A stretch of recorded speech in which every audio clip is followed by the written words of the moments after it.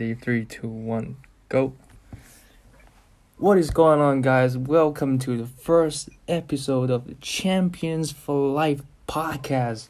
Here's my first guest, my good friend Bobby. What's up, man? Hey, thanks for having me, Ryan. It's Bobby right here, man.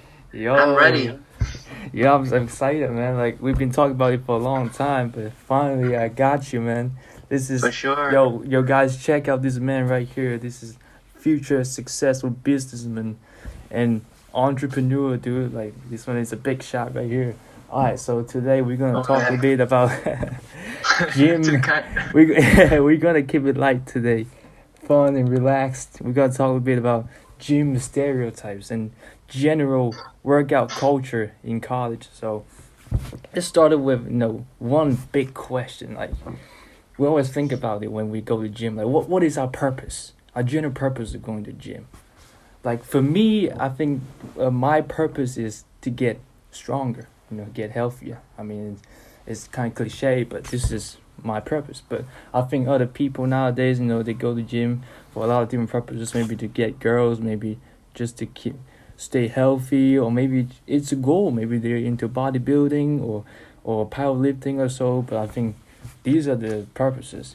What do you think, Bobby? Yeah, man. Ryan, those are really good points. You touched on.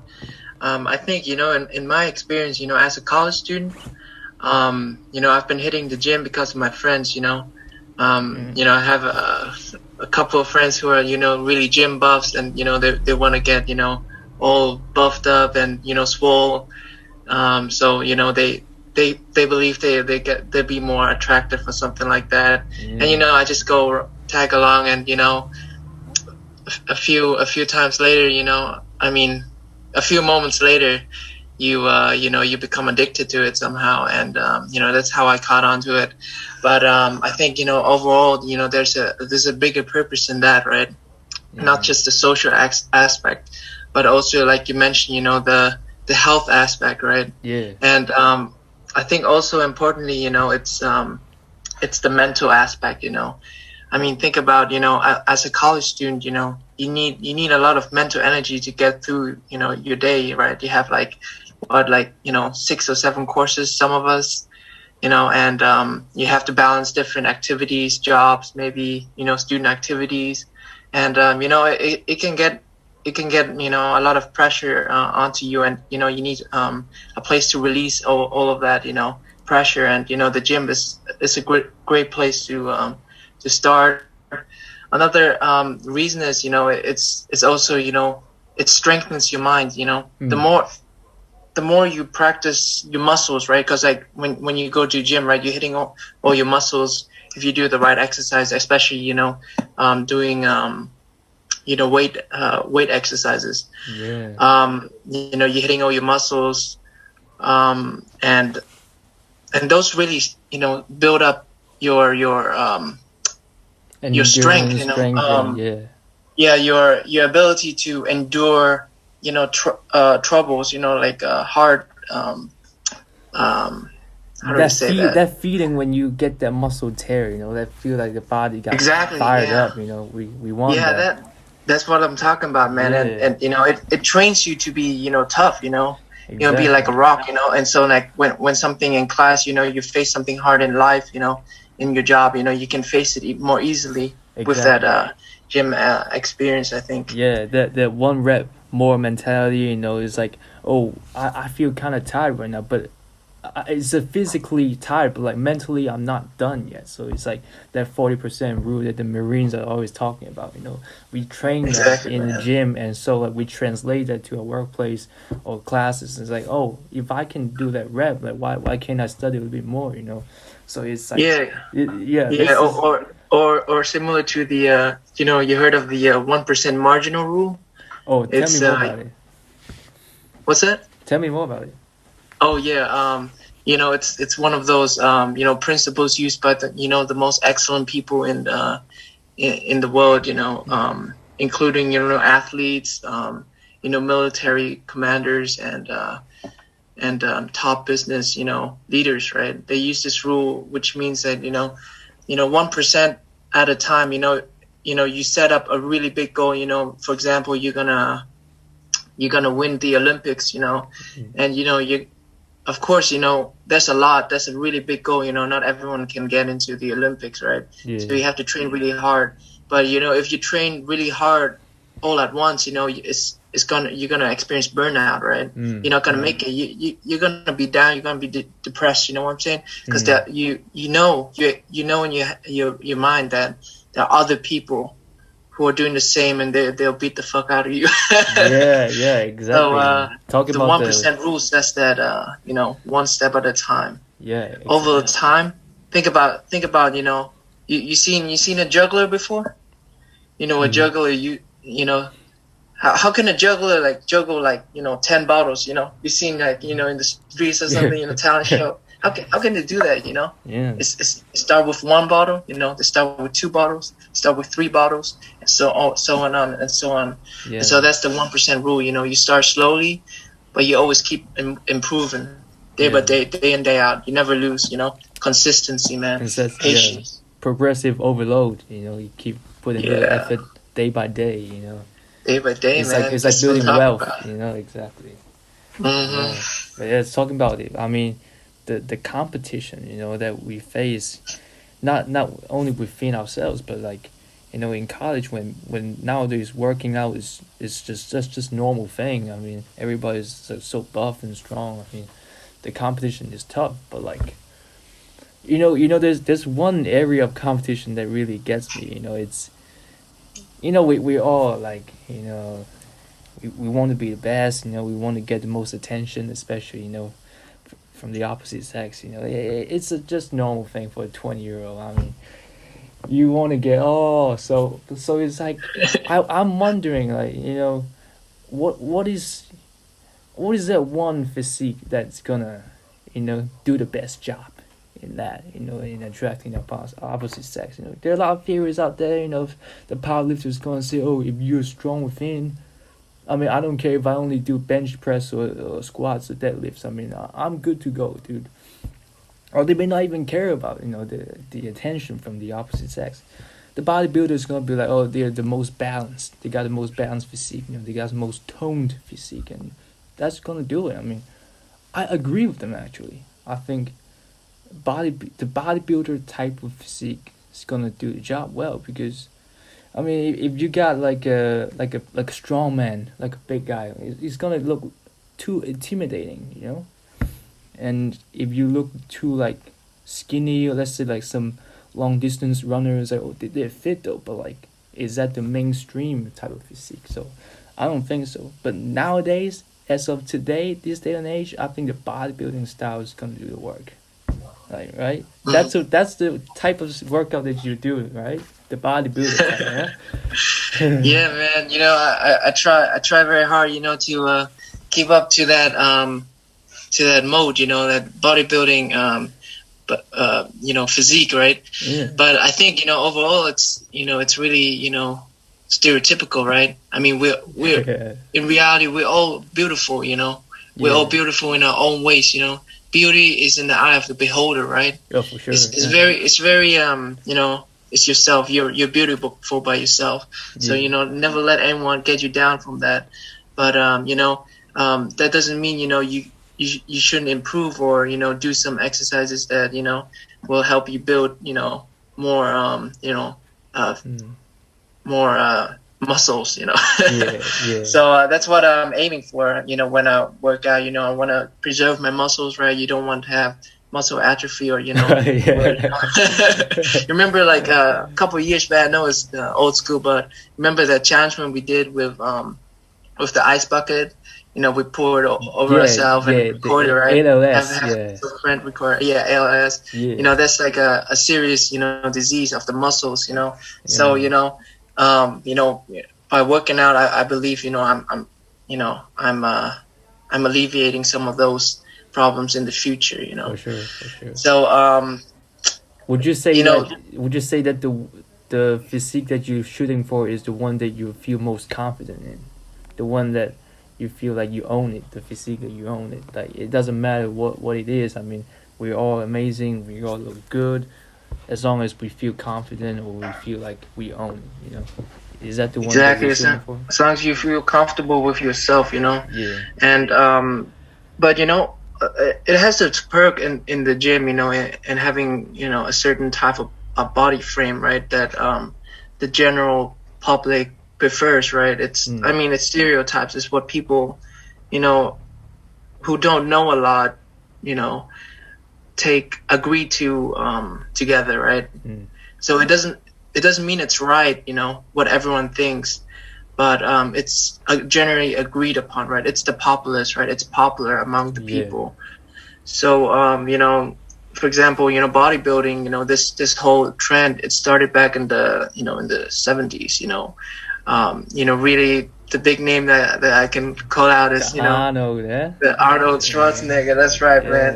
I mean, he's like the representative. He's like the symbol, you know, the sex symbol of the whole physique that, you know, you say that we are, you know, heading towards. And you know, it all started with him. Yeah. You know, his rough childhood, and, you know, trying to, you know, prove to be a man, you know, Yeah. and all that stuff.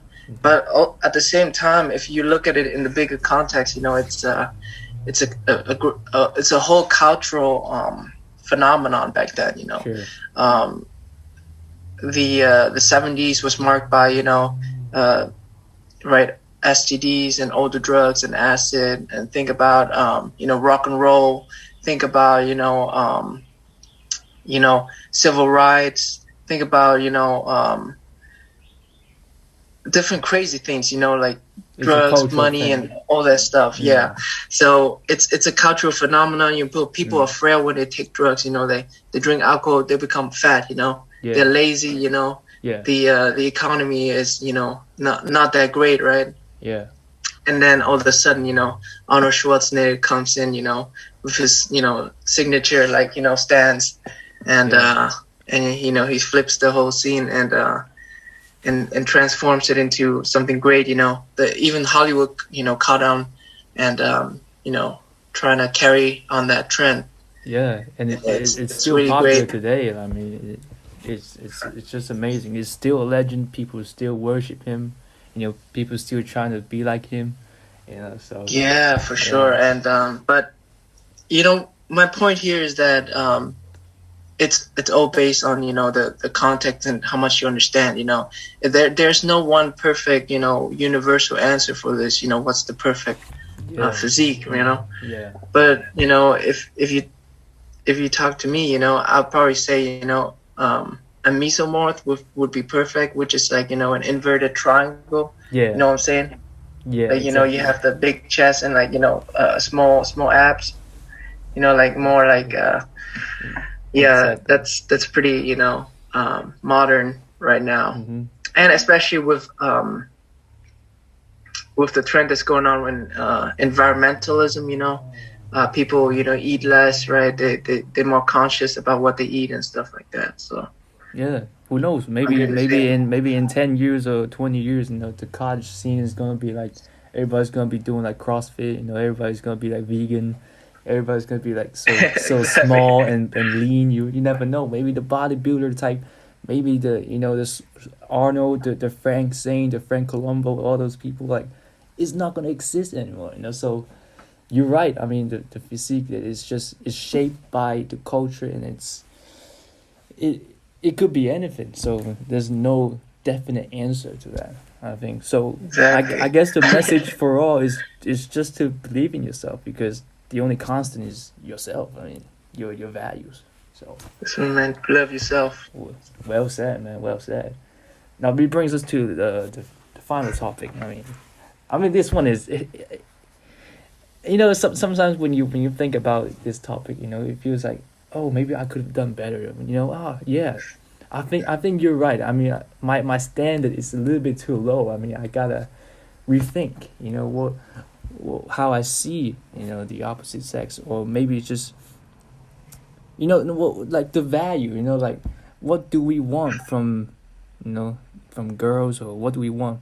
But ultimately, I think is what do we want from ourselves. You know, because it's like nowadays, like, if you have a good body, you know, a toned physique, you know, it it's a plus. It's some added points, but like it doesn't mean that you're gonna be a ladies' man or you're gonna be pretty uber successful in your career. It's more about that. But like, don't you think that nowadays women are they they're grabbing a lot more attention than before? I mean, it's been happening for a long while since social media, like from 2010 or whatever. But do you think that men need to raise the standard when they look for their women, or like, or it's more like like a personal thing that we have to raise our own standard? I think that's a great question, Ryan. In my perspective, I think that your question is, are girls having it too easy when getting guys, and do we need to somehow raise our standards so that we are more selective, right? And more, we can invest our more money and competitive attention better. Yeah, exactly. Yeah. Yeah. I think it's very relative to who you are. If you're a male, you're gonna see that, the female have it so easy. Any girl can get any guy, right? Because they're, if they're hot, if they have, big booties, big boobs, Yeah. they're on. But if you look on the other side, it may be a different story. They have to face very different challenges. I think it's not that easy for them as well. I mean, in our perspective, we're male, so we see it like on one angle, and we think we know all the answers. We smarties, we rule the world, but don't forget, we got the other side as well, right? The females, they're very important too. Yeah. So I think each of us, each of both sides, right? Both sides of the sexes, we have our factors, right? Certain factors, and everyone has their own different standards. And again, love yourself, right? Don't let anyone, tell you otherwise, because your standards is uniquely you, and someone will find that favorite ice cream flavor that you are. Yeah. Yep. And so I don't think we should, as men, raise our standards or anything, but definitely keep up to become the best self, that we can be. Mm-hmm. If we're an athlete, we want to be the best athlete. We want to, compete in the major leagues. We want to, be the fastest, or be, the quickest or something like that in soccer or whatever. And as females, I think, just be yourself, do what you care about, if it's pets or if it's, if it's cooking, just continue to be it, and, you'll be fine. Someone will eventually, catch on to it in the right time. Yeah, but I think this is probably the most like ideal situation. But it's right that there is some like some things that you mentioned, like love yourself. I mean, when you love yourself, you respect yourself, and oftentimes when we chase after somebody, when we're trying to like get the approval from somebody else, usually that's because we don't know what we want, or we feel like there's something that is lacking inside us. There's a void they have to fill. But I think if you go back to the bottom line is that if you appreciate what you're doing, if you appreciate who you are, and you're comfortable in your own skin, I think you don't have to go out and please anybody. I mean, the standard. I think the standard still has to be high. That's because if you value yourself as a high value man, your standard has to be high. But you're right that you have to love yourself, know what you want. I mean, this is a takeaway for all of you guys listening to this podcast right here. You gotta love yourself. Right. Yeah, man. All right, man. All right, Bobby. This has been a fun podcast. I mean, thank you for joining, and let's hope for a brighter future. Let's hope for more collaboration with you, and tell the audience like what you've been doing lately, and some like bigger goals that you are striving for. Let them For know. sure, Let man. them know some projects. Know where they're gonna see you. Yeah, man, for sure, man. Thanks for having me. We've been having a rough year. I know, 2020, coronavirus, and all the crazy things. It's really depressing. Yeah. And all of us are busy. Trying to get our life back together in 21, right? Including myself. I've been busy. Trying to get into grad school, trying to up my game in the intellectual field and in business school. So I've been preparing for, getting, the highest score possible for the entrance exam, Sure. as well as, writing my essays and, looking for alternatives if I don't get accepted, So just have a couple plans in place, setting up everything. I'm a planner, so Yeah, man. Always get all that done. So it takes a lot of time and effort. So, yeah. Yeah, that's what champions do, guys. All right. This has been Champions for Life podcast, first episode with my good friend Bobby. I'll see you guys soon. Bye bye.